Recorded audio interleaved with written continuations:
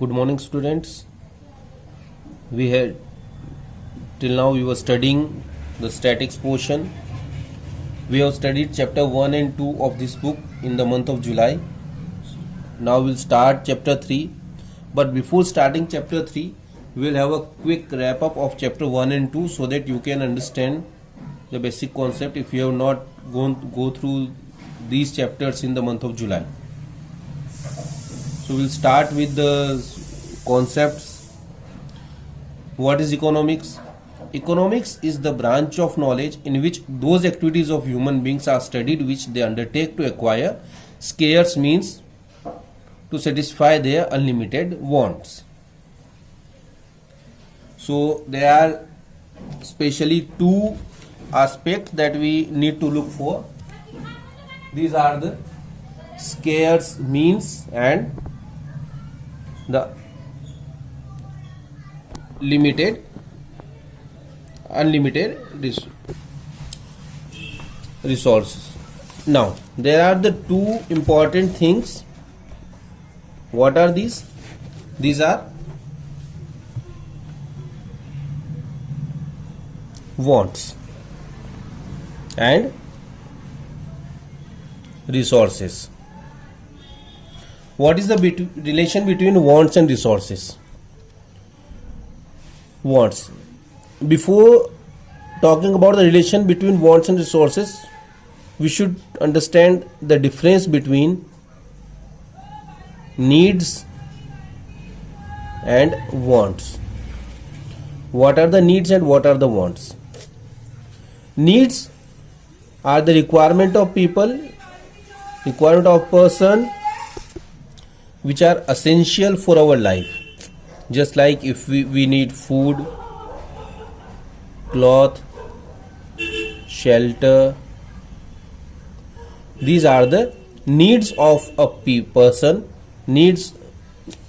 So these are the needs. Now anything other than these are the wants, because we cannot survive if we have the scarcity of these three. If we don't get food, if we don't get cloth, if we don't have shelter, we cannot survive. But other than this, if we do not have anything, we can survive, we can live our life. So these are the needs of a person. This must be fulfilled in any case. So we don't talk about these. For what we talk about the wants more than food, cloth and shelter, the basic requirements, the needs. So if we say the wants, what we see that wants are unlimited. How these are unlimited? If you have one pair of shoe and you have extra money in your hand, what would you think? You should say that I should buy one more for party I require, so I should buy one more. If you have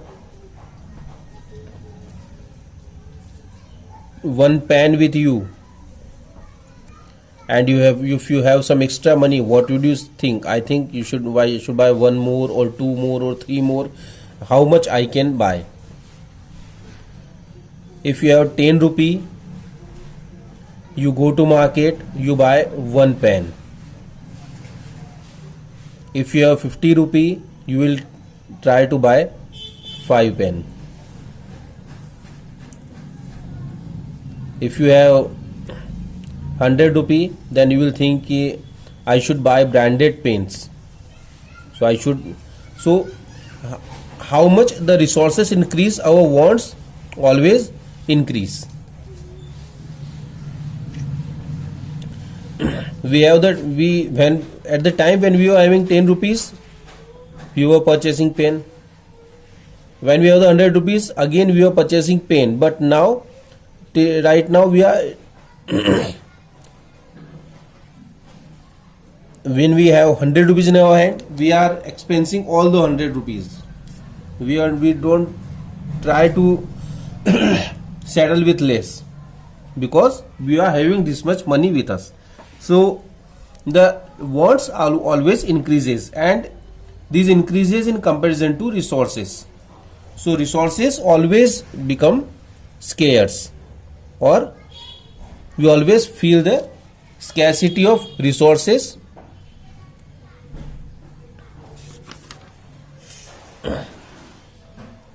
So this is a relation between wants and resources.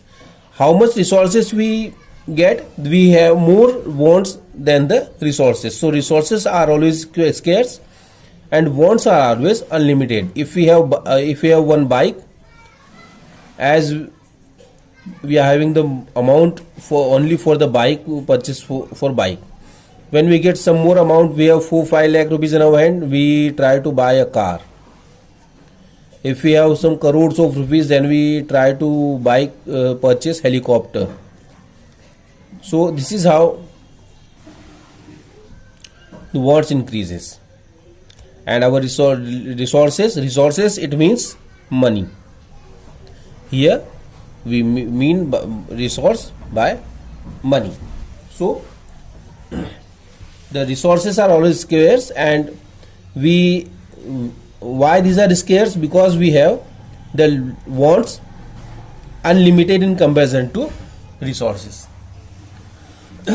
So when we see the relation of wants and resources, what we can say that now we have only one option, that is choice, because the resources are limited and we want more and more items. So what we need to do, we need to choose that what is more important for us, we'll go for that. Just like if we have gone to market, we have 100 rupees, now we are feeling hungry, as well as we need to buy notebook and pen. Now I am feeling hungry, so and I need to purchase a notebook and a pen also at the same time, and I am having 100 rupees. What would I prefer? If I am feeling that much hungry that I cannot survive without complete food, then I will eat complete food. Then if I am having the money remaining, then I will purchase the notebook. If I am not feeling much hungry, then I will go for the snacks. I will spend 20 to 30 rupees for food, for the snacks, and for the rest of the amount I purchase notebook and pen, because I am not feeling much hungry. So these are important for us. So this is how we need to choose between the wants, what we are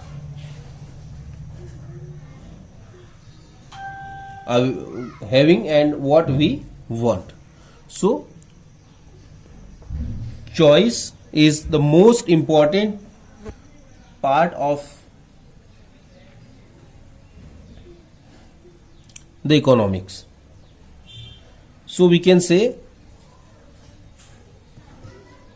scarcity of resources causes choice. Why do we need to choose? Because we have the scarcity, and choice means decision making. To choose, it means to take a decision.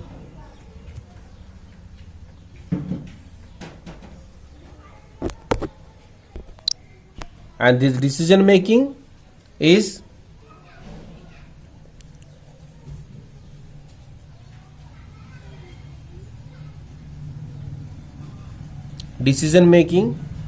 to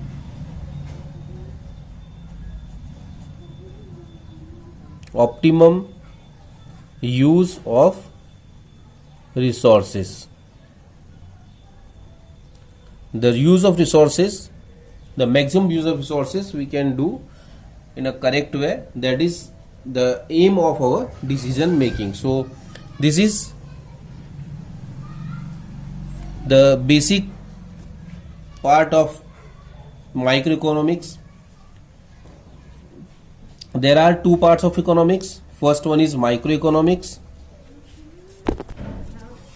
There are two types of economics: micro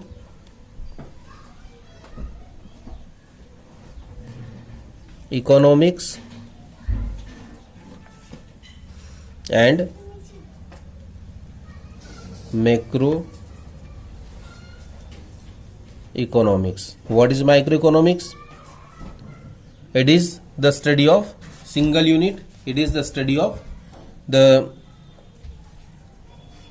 individual household or an individual group of the economy. Study of individual. Macroeconomics, study of economics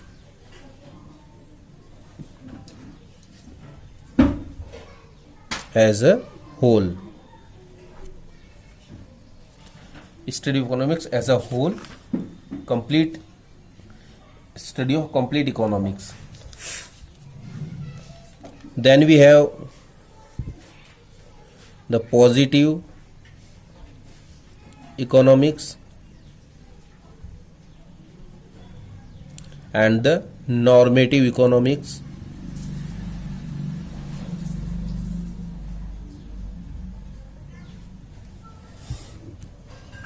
Positive economics, when we talk about the economics in a positive way with figure,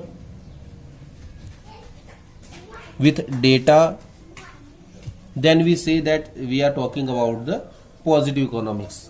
When we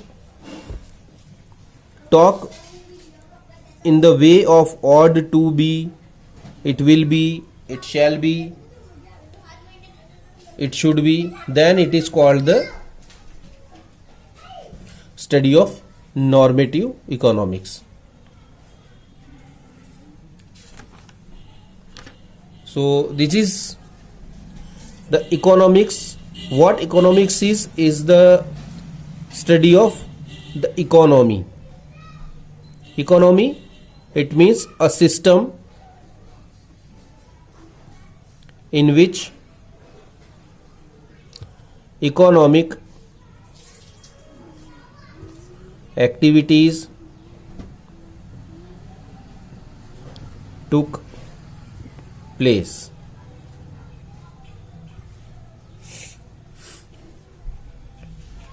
We have many types of economies, just like agricultural economy, in which the most of the people work in agriculture. Industrial economy, in which most of the people work in industries. We have the controlled economy,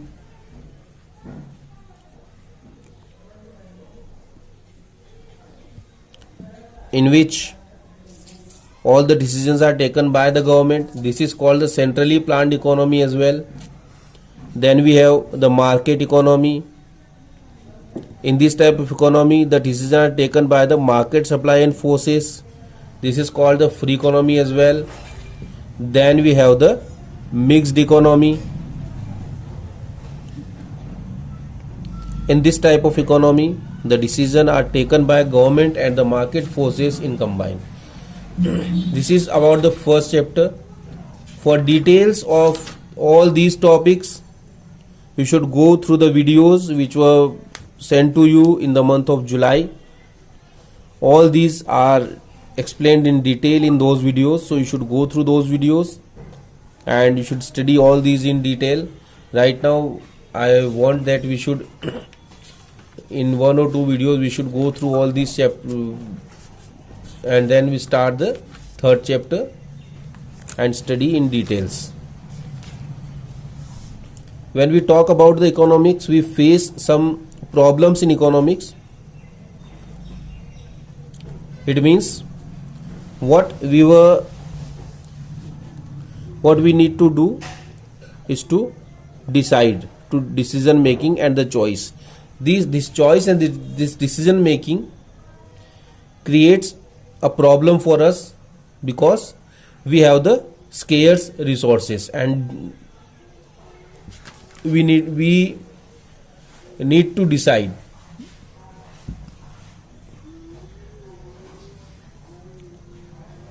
And what now we need to decide. So what we decide, it depends on three main aspect, that is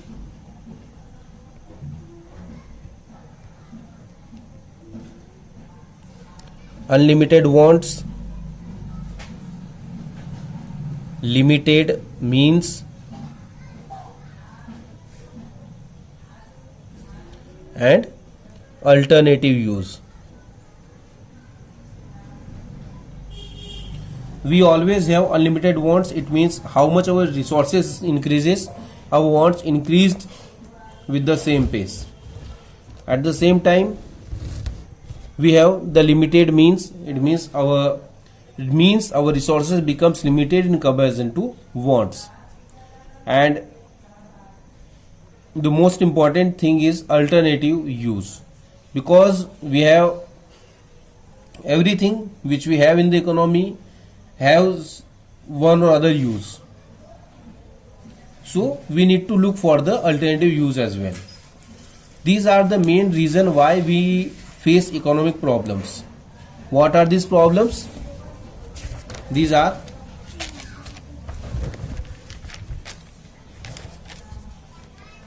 what to produce,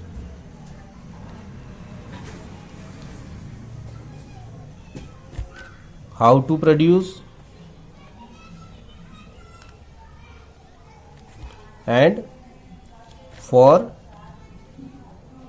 whom to produce.